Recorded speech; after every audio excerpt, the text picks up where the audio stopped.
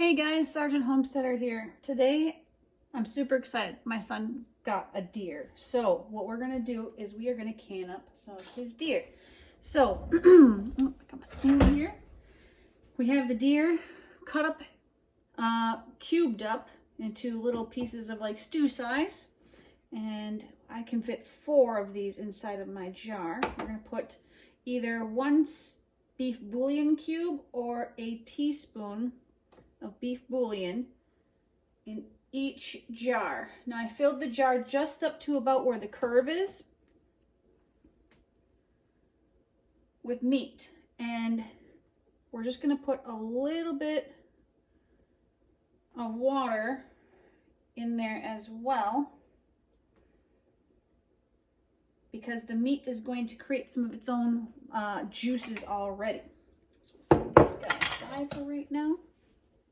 And then we're going to add some water to our jars. So we're staying, got to pack the meat down, and you can see how the water's still trying to seep down and to get into those areas. And so we're going to let it seep down just a little bit more, but typically we want it just about right there. So let's just let that guy sit for just a minute, because the water will continue to drop down. So that's a little bit more realistic. That's about where we want it, right there. But we'll stick a fork in there and kind of move the meat around a little bit and let things move around. Again, but you see all this air in here? So we're just gonna let it sit, and I'm gonna come back to it after I can stick a fork in it. All right, so let's move this stuff around here a little bit.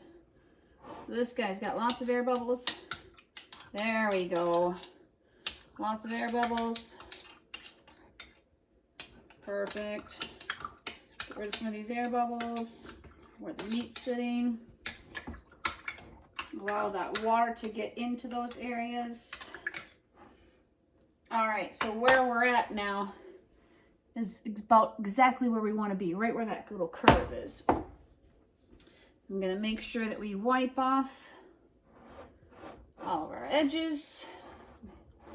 Keep them clear from anything else. It smells good already. I loved this canned meat when I was a kid. My mom actually used to make it differently. She used to pan fry it with some flour, and then she would can it. And I've heard so many stories about how you shouldn't do that because it clouds up the jar. Who cares what the jar looks like if what's in it tastes good? I don't know. But I'm just going to try it this way, because it is great stew meat, and I love to take this and make some chili or make stew out of it.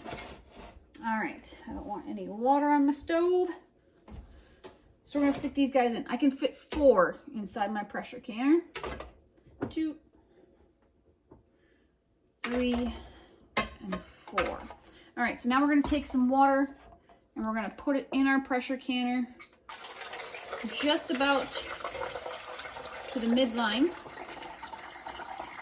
underneath the curve of these jars. There we go. I've got a mirror canner. We're going to put it on there. This away, this away, this away. Come on now, we finagle you right in there. All right, so on this, it's got pounds of pressure. So we're gonna go to 10 pounds of pressure. We're gonna put that guy on there. And we're gonna put it on high. Now this guy's gonna start to shake a little bit. Once it starts to shake, I'm gonna turn the heat down just a little bit. That's also when I'm gonna start my timer for 45 minutes. After 45 minutes, we're gonna pull the weight off, let the rest of the air escape. You won't be able to turn this or open this until the air has escaped and your pressure is gone. So once we finish that, we're ready for some stew. Okay, so we just started rattling. This means we want to turn our heat down to about halfway. We want to start our timer for 45 minutes. 45 minutes is up. We turn off our heat. We pull off the plug. We let everything cool off. We let that air evaporate, and then we can start to remove the lid. Again, it's a fail-safe that the lid stays secure until all that pressure is gone. So here is our finished product. We have this one here on the left. When you boil this or pressure can this, it has a little bit of that fat comes out of the jars and accumulates in the water, and so you get kind of that little bit of cloudiness to the jar. Just take a little bit of soap and water, wash off the jar, and it becomes clean again. Guys, this is too easy. You put the meat in there, the bouillon, the water, 45 minutes maybe to get up to temperature, then 45 minutes once it's at that canning pressure point. You guys can add onions if you want to, you can add mushrooms, you can add garlic, you can flavor this juice that's in there. You can pour it over anything from rice, pasta, stick it into stews, make stir fries, make soups.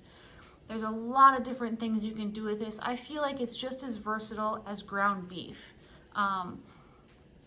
It stays on the shelf for a couple of years. So you've got something, again, that you don't have to refrigerate, you don't have to freeze, and you can maintain on your shelf for a long period of time.